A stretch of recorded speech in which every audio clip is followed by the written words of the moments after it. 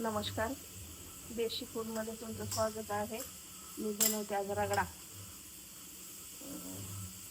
कांदा लाल झालेला आहे, मोहरी टाकते, टमाटर, आलं लसूण आणि एक चम्मच भरून सुकं खोबरं भाजून घेतलं कोरडं असं. त्याची ग्रेव्ही बनवते. तिथं वाटाणे शिजायला लावले कुकरमध्ये. ह्याचा मसाला बनवते. मसाल्याला तेल सुटलंय बघा.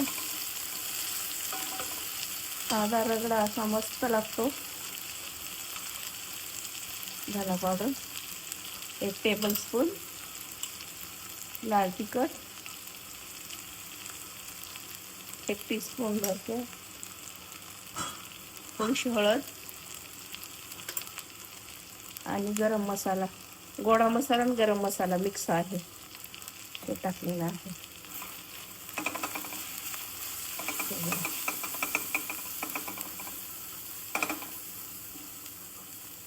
चला आता हे रगडा आहे बघा कसा मस्त शिजलाय बघ.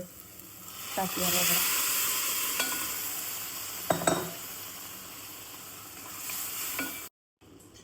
हे बघा असा मस्त झालाय. आता हे पावासोबत त्यासोबत खाऊ शकता. हे थोडंसं पाणी घातलेलं आहे मी. हे बघा छान झालाय ना, खूप छान शिजले ते वाटाणे. आता घालूया कोथिंबीर.